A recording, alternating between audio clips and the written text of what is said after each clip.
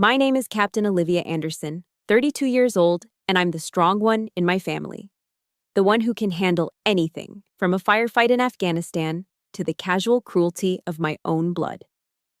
That night, at an upscale restaurant, my father called me selfish in front of everyone, all while praising my sister Scarlett's free spirit. But they didn't know their strong one had reached her breaking point. After years of funding my sister's lifestyle with my combat pay, I finally told the truth. The look of sheer shock on their faces when I exposed it all, right down to Scarlett's new designer bag, bought with my money, was more satisfying than any medal.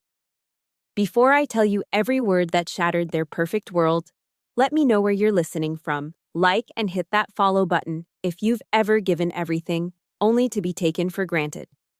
I sat with my back straight, a habit from the service, in a plush velvet chair at the Marine Room.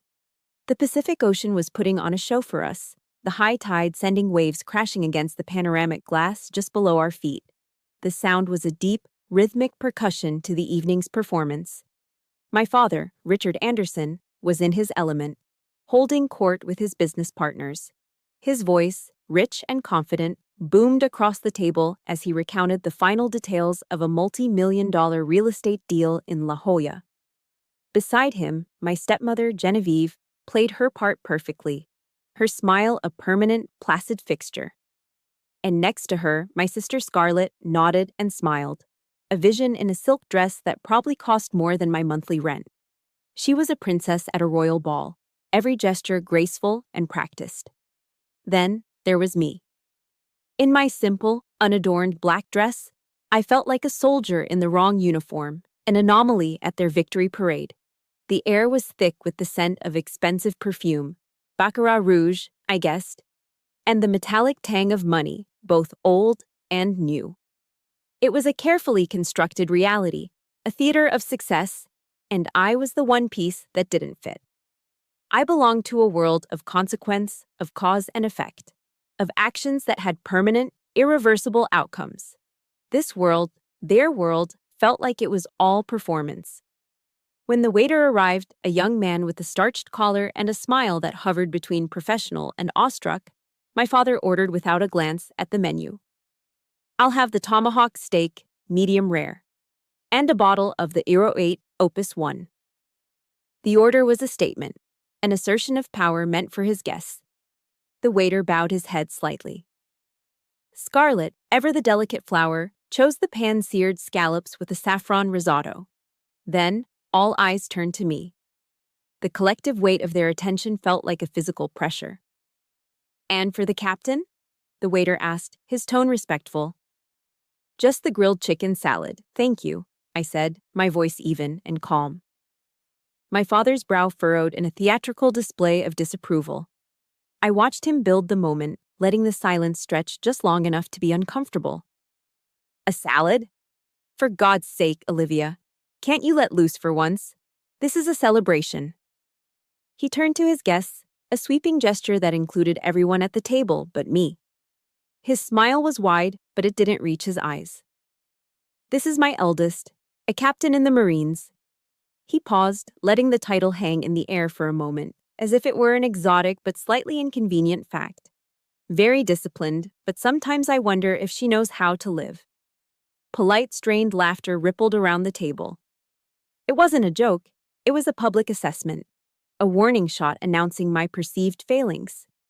I kept my posture perfect, my hands resting in my lap, and focused on the flickering flame of the candle in the center of the table. I didn't flinch. I just absorbed the impact, the way a sandbag absorbs a bullet. Scarlett, as always, saw her opening and took it. She placed a delicate hand on my father's arm, a gesture of solidarity. "Liv is always saving, Dad," she cooed, her voice dripping with a faux concern that was her specialty. She shot me a quick, unreadable glance before turning her full attention back to him. "She's probably saving up for something important." The words sounded innocent, but they were a poisoned dart, and my father was more than willing to drive it home. He set his wineglass down with a definitive thud, the deep red liquid sloshing against the crystal. He fixed his gaze on me, his expression hardening into one of undisguised disappointment. It was a look I'd known my entire life, a look that said, not enough, never enough. Saving, he scoffed, the word sharp and dismissive. I call it selfish. You see your sister here? Scarlett knows how to invest in herself, her brand, her online presence, her relationships. That's how you get ahead in this world. That's a smart investment. His eyes swept over my simple dress, my lack of jewelry, as if they were evidence of a crime. And what about you? All you know is your work and your four walls. We gave you everything, Olivia, the best schools, every opportunity. And you repay us by living like a pauper. Selfish. The word hung in the air, heavier than the oppressive humidity, louder than the crashing waves outside. It silenced the table. I looked at my father's self-satisfied face, at Genevieve's placid smile of silent agreement, and at Scarlett's carefully crafted mask of pity. Her eyes, however, held a flicker of pure, unadulterated triumph. She had won. For a moment, I wasn't in La Jolla anymore. The clinking of silverware faded, replaced by the memory of sand whipping against canvas. I was back in a tent in Kandahar, the air tasting of dust and burnt diesel fuel. I was forcing down a cold MRE, meal, ready to eat. The processed chicken tasting like salty cardboard after a 24-hour patrol. I remembered the static crackle of the satellite phone as I painstakingly transferred my entire hazard pay supplement back to the States. Every last cent. Sent home so Scarlett could make rent on her luxury apartment in downtown San Diego. So she could continue her healing journey and find her creative purpose. A deep, profound chill spread through my body, starting in my chest and radiating out to my fingertips. It was the cold of absolute, undeniable clarity. I didn't cry. I didn't scream. My training kicked in, a lifetime of discipline taking over my nervous system. It locked my expression into a neutral mask, kept my breathing steady, my spine rigid. A soldier never ever reveals a weakness to the enemy. But inside, something had fractured. The foundation I had built my life on. Quiet sacrifice, unwavering responsibility. The steadfast belief that being the strong one was a noble duty. It all crumbled under the weight of that single, cruel word. They saw my discipline as deprivation. They saw my sacrifice as selfishness. They had built their world of comfort and illusion on my quiet strength, and then condemned me for possessing it. My mind, trained to assess threats in fractions of a second, began to connect the dots. The casual dismissal, the public humiliation, the financial drain. It wasn't a series of isolated incidents. It was a pattern, a strategy.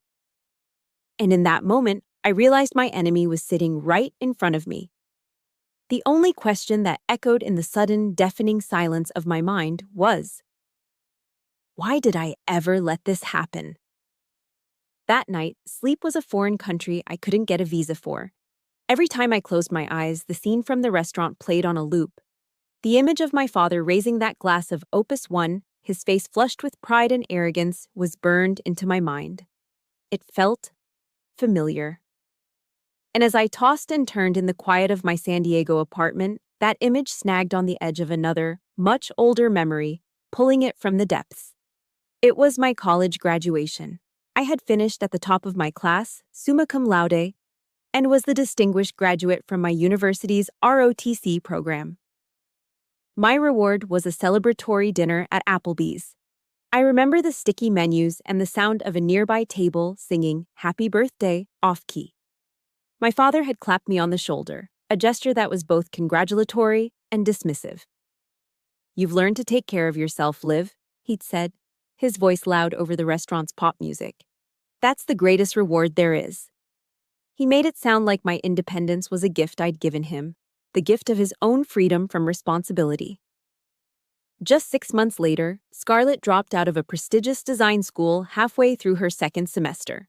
There was no lecture on responsibility. Instead, my father bought her a brand new, brilliant white Audi A5 convertible. He said it was to inspire her creativity. He threw a lavish catered party at their house in La Jolla, inviting dozens of friends and neighbors. I stood in the corner of their sprawling backyard, watching him raise a glass of champagne. My girl Scarlett just needs to know that her family will always be a safety net, he announced to the crowd. No matter how many times she stumbles, we'll be here to catch her. Listening to him, a cold realization settled in my stomach. The safety net was real, but it was woven for one. For the other daughter, the strong one, there was only the hard ground. But no memory, no slight, cut as deep as the day I graduated from officer candidate school in Quantico, Virginia. In the life of a Marine, few days hold more weight. It's the culmination of grueling months of physical and mental torment. The day you finally earn the title and the rank of second lieutenant. It was the most significant day of my professional life, and I wanted my father to see it. I wanted him to see me not as his strange, disciplined daughter, but as an officer. I used my own meager savings to buy him a plane ticket from San Diego to Virginia, clinging to the naive hope that this time it would be different. This time, he would be proud. That morning, I stood in formation on the parade deck, the humid Virginia sun beating down on my perfectly starched uniform. My shoes were shined to a mirror finish, my posture was ramrod straight. All around me, a sea of families buzzed with anticipation, cameras ready, faces beaming with pride. I scanned the bleachers, my heart pounding with a foolish, childish hope. He wasn't there. Just as the ceremony was about to begin, I felt the faintest vibration from the small pocket in my uniform. A text message. My hands, steady through every obstacle course and marksmanship test, trembled as I pulled out my phone. It was from him. The message was short, almost an afterthought. Congrats, kiddo. In Napa for a wine festival with Scarlett. She really needed a break to de-stress. Sending love. I read the words once, then twice. Napa. She needed a break. My vision blurred. All around me, the ceremony began. Names were being called. New lieutenants were stepping forward, their parents or spouses rushing onto the field to pin the gold bars on their collars. I watched fathers embracing their sons, mothers weeping with joy as they hugged their daughters. Every embrace was a fresh stab of pain. My own father was swirling a Cabernet in a picturesque valley hundreds of miles away, helping my sister de-stress. You're the strong one, Liv. He'd always said that, ever since I was a little girl. I used to think it was a compliment. That day, standing alone on that parade deck, I finally understood what it really was. It wasn't a compliment, it was a hall pass. A lifetime exemption from the duties of fatherhood. Because I was strong, he didn't need to show up. Because I was strong, he didn't need to comfort me. Because I was strong, he could pour all his time, money, and affection into the child he deemed weaker, the one who truly needed him. I had become the silent sentinel of the family, the soldier standing guard on the front lines, ensuring the perimeter was secure so they could have their parties safely behind the wire. Years later, I tried to explain this feeling to my biological mother, who had long since remarried and moved to Oregon. I called her, my voice cracking as I recounted the years of casual neglect.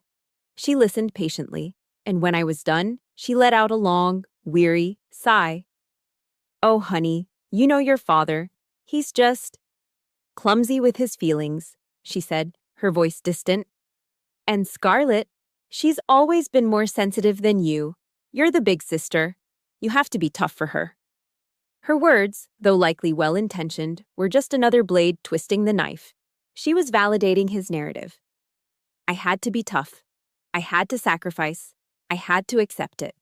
She had taught me to normalize the injustice, to wrap it in the noble-sounding blanket of a sister's duty. And I, a daughter so desperate for any kind of love, believed her. I accepted my role. A role that had a very real, very tangible cost that would show up on my bank statement for years to come. After a sleepless night spent cataloging past injustices, the first thing I did when the pale morning light filtered through my blinds was reach for my phone. It's a soldier's instinct. Assess the situation, review the facts. I opened my banking app. The numbers on the screen were clear, cold, and unforgiving. They didn't have an opinion. They just stated the truth. There it was, a recurring transaction on the first of every month. $1,400 outgoing transfer. The memo line simply read, Scarlett Rent. It had been happening for 22 months. A quick mental calculation made my stomach clench. Over $30,000. That money had come from my savings, from the hazard pay and combat pay supplements I had earned in Afghanistan. Money earned in a place where the daily soundtrack was the distant crump of artillery, and the air was thick with the constant low-grade fear of the unknown. That $30,000 had a purpose. It was supposed to be the down payment on a small condo in North Park, maybe a 2-bedroom I could finally call my own. A place to hang my medals, a place to feel safe, a place that was just for me. Instead, that money was paying for a loft apartment with a bay view that I had never even been invited to see. It was funding a life I couldn't afford for a sister who felt entitled to it. I closed the app and tossed my phone onto the nightstand. Outside my window, the engine of my 20-year-old Honda Civic turned over with a strained, rattling cough. It was a sound that had become the background music to my life, a constant mechanical mockery of my dream of a home. Later, while making coffee, I fell into the trap I always do. I opened Instagram. It's a stupid habit, a form of self-punishment I can't seem to quit. And there she was. Scarlett's profile was a cascade of professionally curated stories. The first was a picture of her bare feet on a woven yoga mat, the sunrise casting a golden glow. The caption read, "Finding my inner balance. Self-care. Healing journey. Authenticity." The next was a short, breathtaking video of the sun setting over the rolling, oak-studded hills of Ojai. Then, the inevitable selfie. She was glowing, dressed head to toe in a brand new Lululemon outfit, her smile radiant and carefree. The caption for that one was a real piece of work, learning to let go of what no longer serves you. I looked down at my own breakfast, a bowl of instant oatmeal that tasted like wallpaper paste and a cup of Folgers instant coffee. I found myself wondering, with a bitter, acidic taste rising in my throat, if my $400 a month was serving her healing journey. The irony was so thick I felt like I could choke on it. She was learning to let go, and I was the thing she was letting go of. My money, my sacrifice, my future. This burden wasn't just financial. It was 1,000 tiny paper cuts to my own life. It was the weight of a constant, draining no. I had to say no when my best friend from college got married in New York, lying that I couldn't get the time off from the base when the truth was I couldn't afford the plane ticket. I had to say no when my boyfriend, Liam, wanted to take a weekend ski trip to Big Bear, pretending I hated the cold when really I just couldn't justify the expense of a lift ticket and gear rental. I had to lie to him, telling him I wasn't much of a traveler, when in reality, my soul ached to see the world on my own terms, not just through the armored window of a Humvee. Every time my old Honda made a new, unfamiliar noise, a clunk from the suspension, a squeal from the brakes, my heart would seize in my chest. I wasn't afraid of the car breaking down. I was terrified of the repair bill that would follow, a bill I knew I couldn't pay without going into debt. I was a captain in the United States Marine Corps, an officer with immense responsibility. Yet I was living paycheck to paycheck like a brand new private. All of this entire constricted life, was a secret I kept so that my little sister could continue to play the part of a carefree, bohemian artist, unburdened by the vulgarities of money. I could still hear her voice from that phone call 2 years ago. She had been sobbing, a hysterical, breathless sound that immediately put me on high alert. Her live-in boyfriend had kicked her out, she'd wailed, and she was broke, completely penniless. "Just for a few months, Liv, I swear," she'd cried, "just until I can get back on my feet." A few months had become a permanent state of being. The initial agreement had morphed into a toxic, unspoken contract. Every time I gently tried to bring it up to ask about her job search or her finances, she had a new crisis ready to deploy. "I'm just so depressed right now, I can't even think about a 9 to 5. Or, "My new art project is about to take off, I can feel it." And if I pushed, even slightly, the waterworks would start. "You can't do this to me. You're my sister. You're the strong one." She had weaponized my love, turning my sense of duty into a cage. And the loyalty of a soldier, the ingrained code of "leave no man behind," had kicked in. I had applied it to my own family. And in doing so, I had locked myself inside. Before I continue, show your support for this soldier with a like if you think she deserves a hell of a lot better. And in the comments, I want you to do something for me. Just type the single word, strong, if you have ever been told that you have to carry the burden because you're the strong one. Let me know I'm not alone out here. That evening, I was adrift in a sea of negative thoughts, replaying every condescending word, every dismissive glance. The silence in my small apartment was deafening, amplifying the feeling of being utterly alone in the cage my sister had so expertly built around me. I was staring at the ceiling, tracing the cracks in the plaster, when my phone buzzed on the coffee table. The screen lit up with a picture of Liam, his arm around me on a hike up Cowles Mountain, both of us grinning into the sun. I almost let it go to voicemail. I didn't have the energy to lie, but I answered. "Hey, you okay?" His voice was warm, steady, and immediately grounding. "How was the big family dinner?"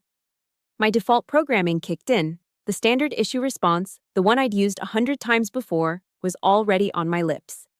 It was fine, but something in the genuine concern in his voice chipped away at my defenses. It wasn't a polite inquiry. He actually wanted to know. The wall I had so carefully constructed around my feelings began to crumble. I was silent for a long moment, the kind of silence that says more than words ever could. I took a breath, and the truth just fell out. "It was awful, Liam," I heard myself say, my voice raspy with unshed tears. "It was a disaster." And then, for the first time, I told him. Not the whole 2-year saga of financial sacrifice. That felt too heavy, too complicated to unload in a single phone call. But I told him about the dinner. I described the restaurant, the condescending toast, the sting of my father's disappointment. I told him how it felt to be called selfish for ordering a salad, for being the person they had molded me to be. The words tumbled out, messy and unfiltered, a raw debriefing of a battle I hadn't even realized I was losing so badly. As I spoke, I braced myself for the usual placating responses, the ones I'd heard my whole life. "I'm sure he didn't mean it like that." Or the classic, "Well, that's just family." I expected him to try and smooth things over, to offer a logical explanation for their cruelty. But Liam didn't do that. He just listened. He let the silence hang after I finished, giving my words room to breathe. And when he finally spoke, his voice was quiet, but held the force of a tidal wave. "That's not fair, Liv," he said simply. "You don't deserve to be treated like that." Just that. No judgment, no excuses, no attempts to fix it. Just pure, simple validation. With those few words, an invisible, crushing weight I hadn't even known I was carrying was lifted from my shoulders. It was as if I'd been walking for miles with a 100-pound pack, and someone had finally told me I was allowed to set it down. For the first time, I didn't feel crazy for being hurt. I felt seen. An hour later, my doorbell rang. I opened it to find Liam standing on my doorstep, a warm Pyrex dish in one hand and a book in the other. The rich, savory scent of cumin and chili powder filled my small entryway. "I figured you could use a decent meal," he said with a soft smile, handing me the container of his homemade chili con carne, my favorite comfort food. "And this, too." He held out the book. It was Daring Greatly by Brené Brown. She writes a lot about the courage to show up and be seen, to step into the arena. Figured it might be useful. His thoughtfulness was so direct, so disarmingly kind, that it almost brought me to my tears. It wasn't a grand gesture. It was something better. It was quiet, practical care. It was seeing a need and meeting it without any expectation of praise or reward. That night, we didn't talk much more about my family. We didn't need to. We sat on my worn-out sofa, ate chili straight from the bowls, and watched an old black-and-white movie on TV. His presence beside me was a silent statement. "You are not alone. I am on your side." He wasn't my family by blood, but in that moment, he gave me the sense of safety and unconditional acceptance that I had been chasing my entire life from people who were either unable or unwilling to give it. After Liam left, I sat in the quiet of my living room and picked up the book. I opened it to a random page. A sentence, underlined by a previous reader, jumped out at me. Self-compassion is not self-indulgence, it's a necessity. I flipped a few more pages. Another quote caught my eye. Boundaries are the distance at which I can love you and me simultaneously. Those words were like seeds being planted in the dry, barren soil of my soul. They felt foreign and radical. Boundaries, self-compassion. For years, my operating system had been built on self-denial and unwavering duty. The idea of setting a boundary felt like an act of betrayal. The idea of having compassion for myself felt like a weakness. I didn't have a plan. I was still scared and confused. But for the first time in a very long time, as I sat there with a belly full of warm chili and a mind full of new ideas, I felt a flicker of hope. Maybe being the strong one didn't mean enduring everything. Maybe real strength was knowing when to say, enough. The days following that evening with Liam were a fragile piece. The words from Brené Brown's book echoed in my head, acting like a new kind of armor. Boundaries, self-compassion. The concepts were still foreign, but for the first time, they felt possible. I was starting to believe I could learn a new way to operate, a new way to be strong that didn't require me to set myself on fire to keep others warm. The quiet hope was a tentative green shoot pushing up through cracked concrete. Then, my phone rang. The screen displayed Scarlett's name, and the fragile piece shattered. I took a deep, tactical breath, the kind I take before stepping into a tense situation, and braced myself for the inevitable onslaught, a storm of tears, a barrage of accusations, or a guilt-laden monologue. I prepared my defenses, but the voice on the other end of the line was gentle, uncharacteristically so. "Liv?" she began, her voice small and trembling. "Hey, I just wanted to say I'm sorry about dinner the other night. Dad was way out of line." She paused, and I could hear a shaky intake of breath. "And I know you've sacrificed a lot for me. I really do." I was stunned into silence. In all our years, I'd never heard anything remotely resembling an admission of fault from her. Never an acknowledgement of the one-sided nature of our relationship. That foolish, stubborn part of me, the part that still yearned for the sister I always wished I had, began to stir. Hope, that treacherous emotion, started to flicker back to life. Maybe she understood. Maybe we could finally fix this. "Actually," she continued, her voice gaining a bit of strength, "that's why I'm calling. I want to start making changes. I'm done depending on everyone." My foolish heart soared. This was it. This was the moment I'd been waiting for. She launched into an excited, breathless story about a huge opportunity she'd found. A booth at the annual San Diego Artisan Fair in Balboa Park. She painted a vivid picture of her selling her handcrafted jewelry, of tourists and locals admiring her work. "This is my chance to launch a real business, Liv. To finally stand on my own 2 feet." And then came the hook. "The thing is, the registration fee is due tomorrow, and I'm exactly $500 short." She rushed the words out as if embarrassed to ask. "I swear this is the last time, the absolute last. I'll pay you back as soon as I sell my first few pieces, I promise." To seal the deal, she immediately sent a text with a link. I clicked it. A professional-looking website popped up. San Diego Artisan Fair, celebrating Southern California's finest crafters. It had photos of bustling crowds, testimonials from past vendors, and a prominent "Register Now" button. It all looked so legitimate. The words of Brené Brown about boundaries felt a million miles away. The memory of Liam's quiet support faded. All I could hear was the voice of my little sister, finally sounding like she wanted to grow up. The desperate hope for reconciliation drowned out the quiet voice of reason in my head. This is it, I thought. This is my chance to help her help herself. This isn't a handout, it's an investment in her independence. My fingers moved on their own, opening my banking app. I typed in the amount, added her name, and hit send. For the next 2 days, I waited, expecting to see Instagram stories of Scarlett frantically making jewelry, covered in clay or threading beads. But there was nothing. Just silence. By the 3rd day, a familiar knot of unease tightened in my gut. Curiosity, tinged with dread, got the better of me. I opened her profile, and there it was, a brand new post, uploaded less than an hour ago. The picture was unmistakable.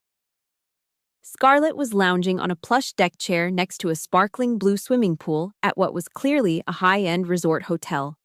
She was in Santa Barbara. The distinct red-tiled roofs and palm trees were a dead giveaway. She held a vibrant, umbrella-adorned cocktail in one hand, and slung over her shoulder was the brand-new Fendi bag I had seen her admiring at the restaurant. Her smile was blinding. The caption read, "Sometimes you just need a spontaneous getaway to recharge that creative energy." Self-love. Santa Barbara vibes. The blood in my veins turned to ice. My hands felt numb. With a sickening sense of finality, I navigated back to the text she'd sent me. I clicked the link to the artisan fair again. This time, the page was different. Plain white background, stark black letters. Error, 404, page not found. I had been played, masterfully. I didn't scream. I didn't throw my phone against the wall. The emotion that washed over me wasn't hurt or sadness. It was something far colder, far sharper. It was a rage so pure and absolute it felt like ice water flooding my system. She hadn't just taken my money, she had taken my hope, that last stubborn shred of hope for a real relationship. And she had laughed at it. She had used my deep-seated desire for reconciliation as a weapon against me. This wasn't a moment of weakness on her part. This was calculated. She had built a fake website. She had rehearsed a script. She had methodically, and without a flicker of conscience, defrauded her own sister. I walked to my window and looked out, my gaze drifting east toward MKS Miramar. On the base, we were trained to identify the enemy, to study their tactics, to understand their motivations. We were taught to never turn our backs on the battlefield. And in that cold, quiet moment, I finally understood. My battlefield had shifted, and the enemy was no longer an ocean away. I was still staring at the error 404 page on my phone, the digital tombstone of my final hope, when it started ringing again. The screen lit up with a familiar picture, my father, smiling on his yacht, the very image of success. The ice-cold rage that had settled in my bones began to solidify, turning my veins to lead. This was a confrontation I hadn't planned for, but my entire life had been training for it. I let it ring twice, a small, deliberate act of defiance. Then I answered, my voice deliberately flat. "Hello." "Olivia," he boomed, his voice radiating a cheerful ignorance that was so complete it was almost an art form. "I've got fantastic news." I said nothing. My silence was a dead zone, a vacuum intended to signal that something was wrong, but he either didn't notice or didn't care. It was like shouting into a hurricane. "Your sister Scarlett has finally found her true passion. Sculpture, can you believe it? She showed me some of her ideas, and they're brilliant, absolutely brilliant. There's a very prestigious master course down in Laguna Beach, and I've decided to sponsor her. It's exactly what she needs to get her career off the ground." I remained silent, listening to the hum of the refrigerator, focusing on the sound to keep my own voice steady. He plowed on, oblivious to the deadly stillness on my end of the line. "Of course, the tuition is, well, it's steep, a real commitment. And I was thinking, you should contribute a portion. It would be a wonderful gesture of sisterly support. After all, this is your sister's future we're talking about. Think of it as an investment in her happiness." An investment? The word detonated in the silence of my apartment. An investment in the future of a woman who had just used my last $500 to fund a luxury vacation with a designer handbag. In the future of his golden child, whose creativity he was willing to finance with a blank check, while my own real-world accomplishments were treated like a quaint hobby. He hadn't even asked. He hadn't inquired about my finances, my life, or my well-being after the disastrous dinner. He had simply dialed my number with the full expectation that I would perform my designated function. The family ATM. The emotionless, endlessly renewable resource. The dam inside me didn't just break. It vaporized in a flash of heat and pressure. "No," I said. The word was quiet, devoid of any anger or emotion. It was a simple statement of fact, a closed door. It stopped him cold. A beat of confused silence. "What did you say?" he asked, his voice laced with genuine disbelief, as if I had suddenly started speaking a foreign language. "I said no," I repeated, my voice a little louder this time, each syllable sharp and distinct like rounds being chambered into a rifle. "I will not be giving her another dime. And frankly, neither should you."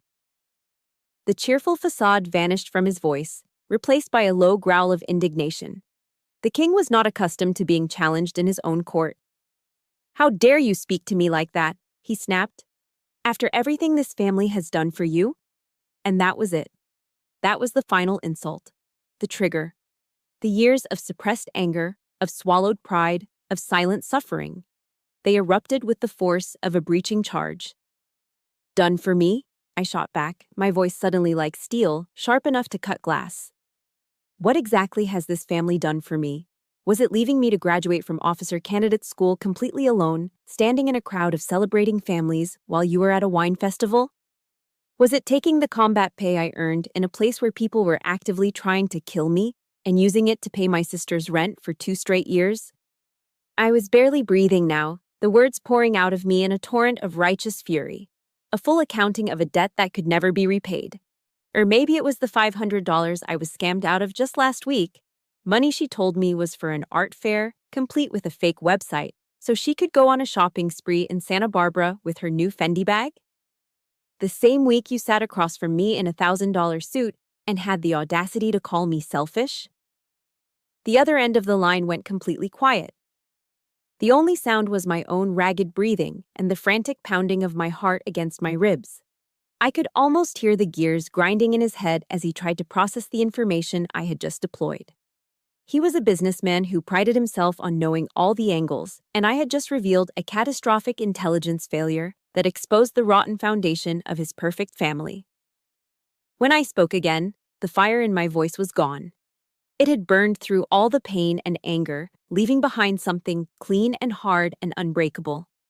My voice was calm, the unwavering tone of an officer issuing a final, non-negotiable order. "The financial support ends," I stated, my voice as level as a rifle sight. "Effective in 30 days. She has 1 month to get a job and figure out how to support herself, like every other adult on the planet. This is not a discussion. This is not a negotiation." I paused, letting the words sink in, each one a nail in the coffin of our old relationship. "This is an announcement." Before he could form a response, before he could muster an argument or unleash his anger, I pressed the red icon on my screen. The line went dead. My hand was trembling, my heart was hammering against my chest like it wanted out. But for the first time in my entire life, I felt like I could actually breathe. The air in my lungs felt clean, pure. If you've ever dreamed of having the courage to make a call like that, hit that like button right now. And I need to know you're with me on this mission. Comment with the word "done" if you believe it's time for Olivia to be done with all of it.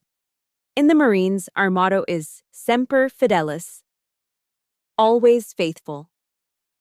For years, I had been faithful to the wrong people. I'd been loyal to a distorted idea of family, to a role I was never meant to play. That day, hanging up the phone on my father, I finally completed the most difficult mission of my life. I was finally faithful to myself. The moment I hung up on my father, the counteroffensive began. My phone exploded. It wasn't just buzzing, it was a sustained vibration, a constant digital assault. A barrage of texts from my father landed in rapid succession, each one a different shade of emotional blackmail. The first was wounded. "You're tearing this family apart." The next was threatening. "You will live to regret this." Scarlett, meanwhile, chose a different tactic. A series of tearful, rambling voicemail messages accusing me of being heartless, jealous, and incapable of understanding the soul of an artist. In the past, this coordinated attack would have shattered my resolve. I would have been flooded with guilt, desperate to make peace at any cost. But the woman who had answered that phone call was not the same one who was sitting here now. The ice in my veins hadn't thawed. It had hardened into purpose. I didn't reply. I didn't even listen to the voicemails past the first few histrionic seconds. Instead, I silenced all notifications. Then I walked over to my desk, took out a clean legal pad and a pen. In the Marine Corps, we are taught that chaos is the enemy. You don't react to a crisis, you manage it. You face it with a plan. At the top of the crisp yellow page, I wrote a title in clean block letters: Operation Personal Freedom.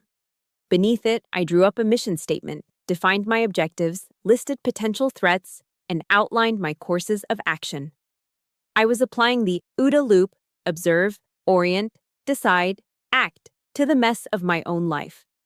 I was treating my family like a military campaign. A small, sad part of me ached at the thought. This wasn't a foreign adversary. This was my father, my sister. But the larger, more rational part of me knew the truth. This was the only way to survive. The first phase of any operation is to consolidate your forces and secure your allies.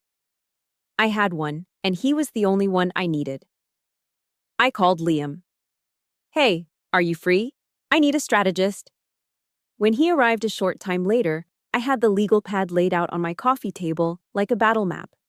I gave him the full situation report, the phone call with my father, the 30-day ultimatum, and my assessment of the enemy's probable reactions. More guilt trips, attempts to isolate me, maybe even a direct confrontation. Liam listened intently, his expression serious, nodding at key points. He wasn't shocked or afraid. He didn't tell me I was overreacting. He looked at my notes, then looked at me, and his eyes were filled with respect. "This is a good plan, Liv. A solid plan." He tapped the notepad. "But you need more firepower, the legal kind. You should, at the very least, have a consultation with a lawyer. Understand your rights, just in case they try to pull something with finances or property down the line. It's about protecting your flank." Then he reached across the table and took my hand, his grip firm and steady. "You don't have to fight this alone," he said, his voice quiet but unwavering. "I'm your rear guard. I've got your back." That simple military metaphor, coming from him, a civilian, meant more than he could ever know. The next phase was intelligence gathering. On Liam's advice, I began to assemble my evidence file. This wasn't about revenge, it was about ammunition for defense. I went through my bank records and took screenshots of every single $1,400 transfer to Scarlett over the past 2 years, highlighting the dates. I scrolled back through 2 years of text messages, saving every manipulative plea, every broken promise of just a few more months.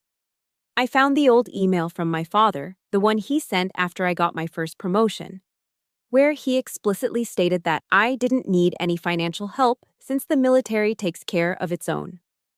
And most importantly, I saved the screenshots of Scarlett's Santa Barbara Instagram story, the poolside picture, the Fendi bag, the carefree caption, along with a screenshot of the Error 404 page from the fake art fair. Each piece of evidence I collected was like a steel plate being added to my body armor. It solidified my resolve, erasing any lingering whisper of doubt. The facts were the facts. The final phase was establishing my perimeter and defining my rules of engagement. I knew the phone calls and texts were just the opening salvo. They would demand a face-to-face confrontation, an ambush, and I would be ready for it. I sat down and wrote out my script, the exact phrases I would use, the boundaries I would enforce. 1. I love you, but I will no longer fund Scarlett's lifestyle. 2. I will not engage in discussions that involve criticism, comparison, or blame. 3. If this conversation becomes toxic or disrespectful, I will leave. These were my rules of engagement. I would not be dragged into a chaotic, emotional firefight where they held all the advantages. I would not allow them to dictate the terms. This time, I would control the battlefield. I would define the time, the place, and the subject of the engagement. I looked down at my notes, at the collected evidence on my laptop, at the simple, powerful rules I had written for myself. The fear was still there, a low hum in the background. But for the first time, it was overshadowed by something else. Readiness. I was ready. Just as I had anticipated in my battle plan, they didn't wait long. A few days after the phone call, as I was driving my old Honda toward the main gate of MKS Miramar. After a long day, I saw it. Parked in the civilian waiting area just off to the side, my father's gleaming black Mercedes sat like a panther waiting to pounce, as out of place here as a tuxedo at a firing range.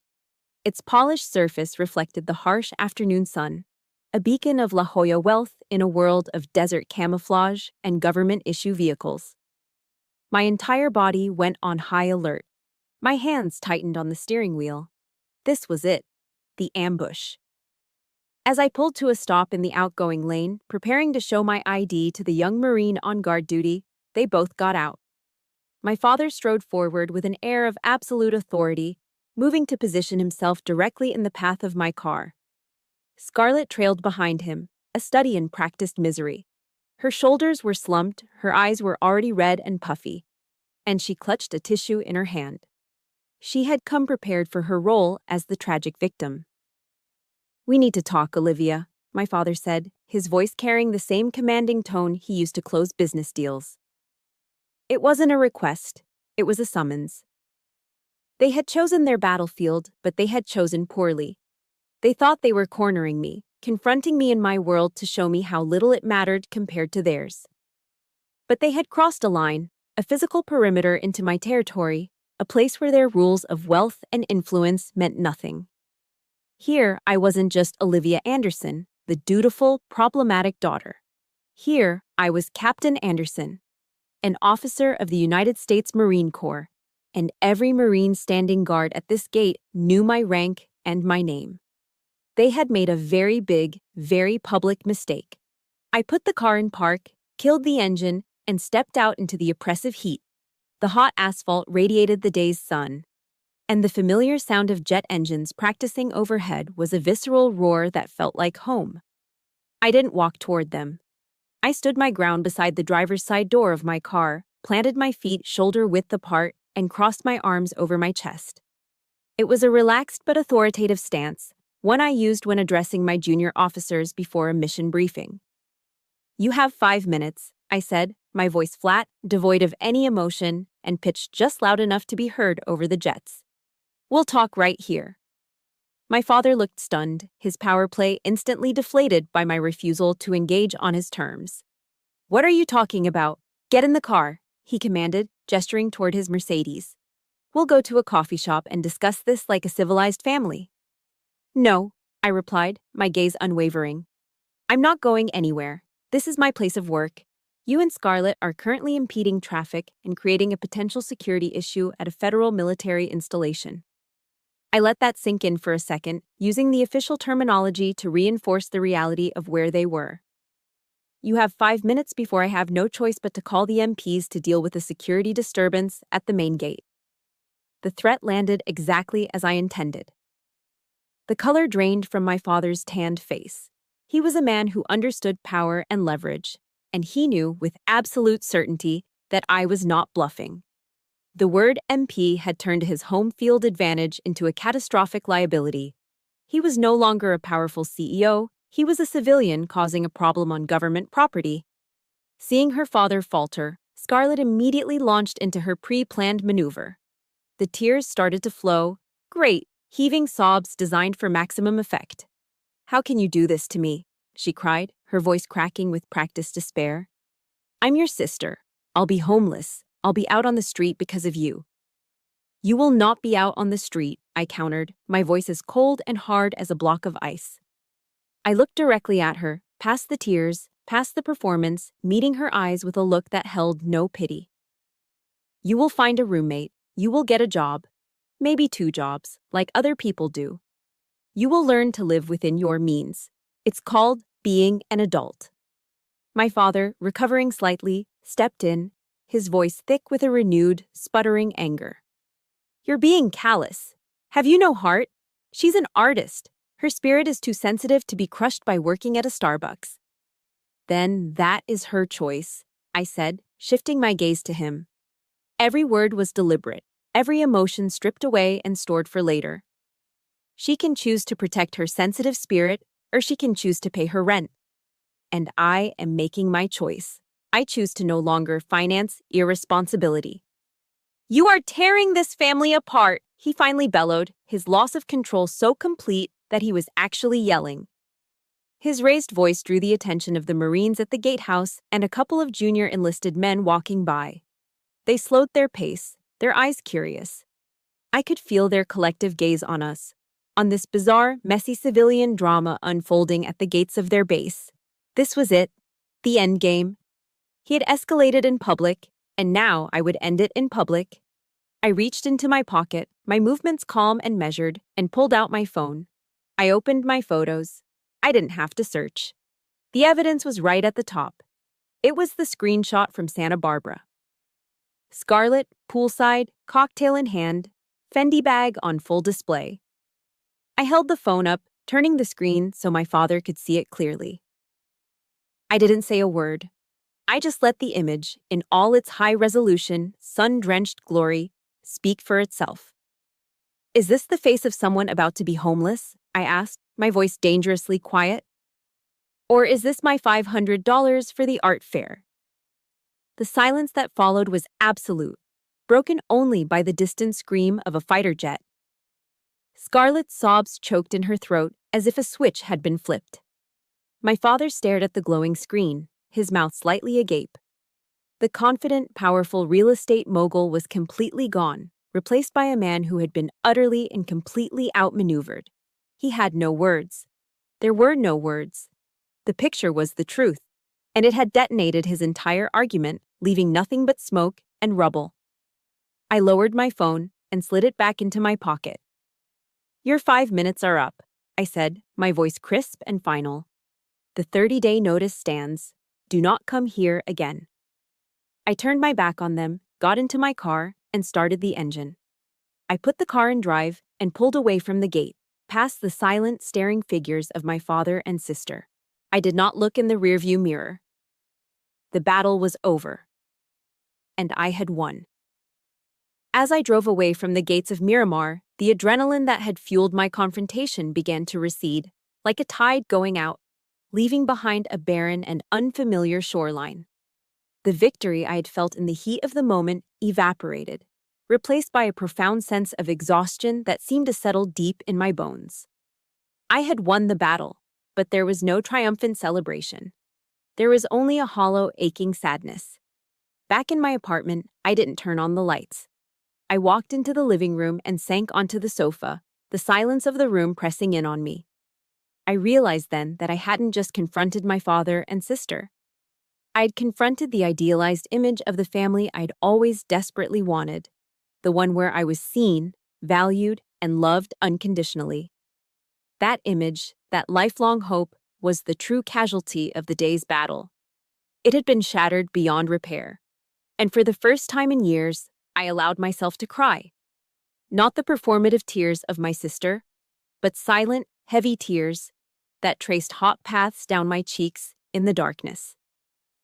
I wasn't crying out of weakness. I was mourning a fantasy. The fight was over, but the aftershock was just beginning.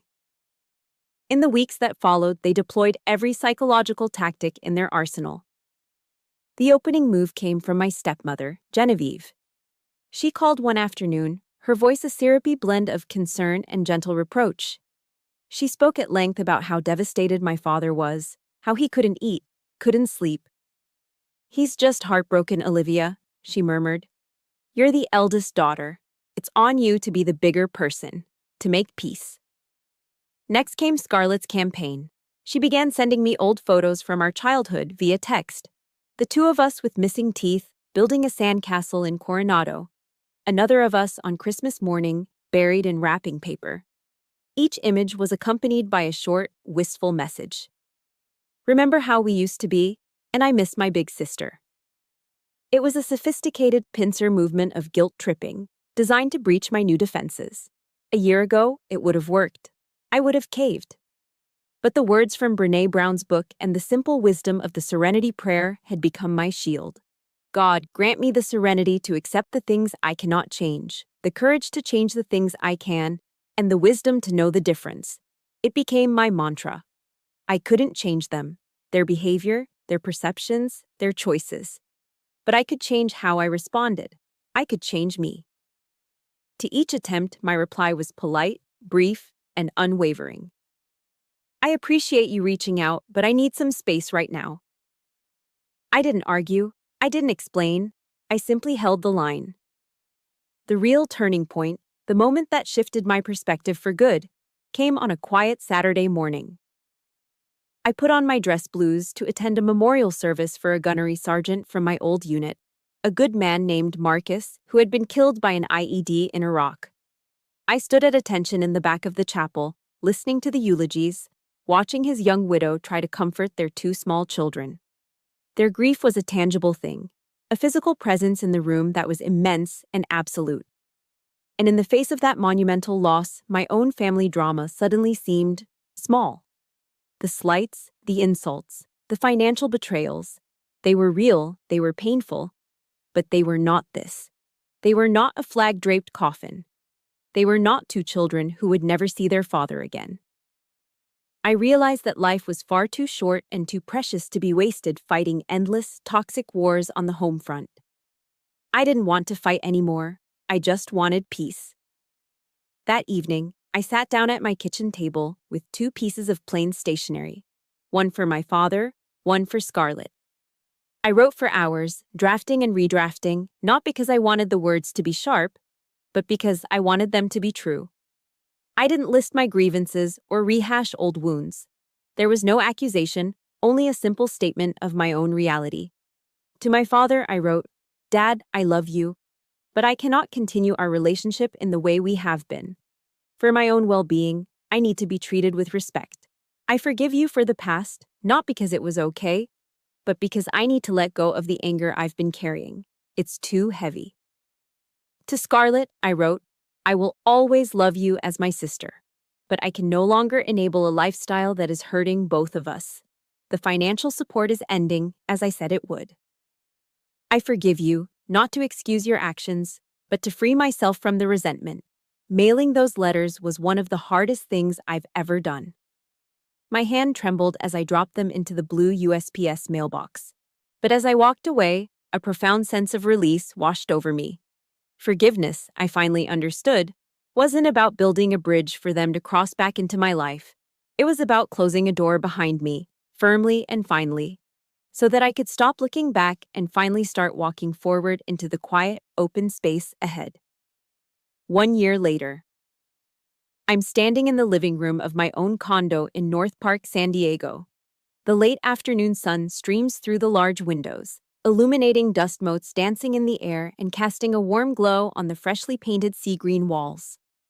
The faint, clean scent of new paint and sawdust still lingers, a smell I've come to associate with new beginnings.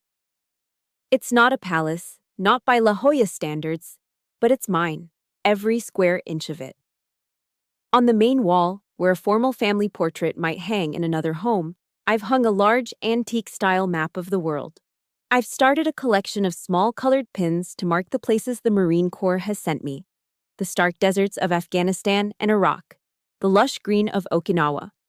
Each pin is a testament, a reminder of the challenges that forged me into the person I am today.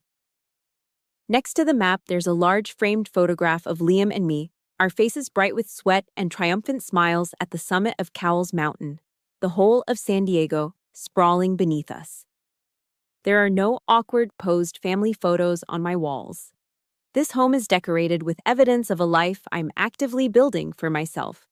This is a home built not on obligation, but on a foundation of hard-won peace. My relationship with my family, or what's left of it, has settled into a new, distant orbit. After I sent the letters, my father went silent for a long time. There were no more angry texts, no more attempts at contact through my stepmother. Then, around the holidays, a simple text appeared: "Merry Christmas," and another on New Year's Day: "Happy New Year."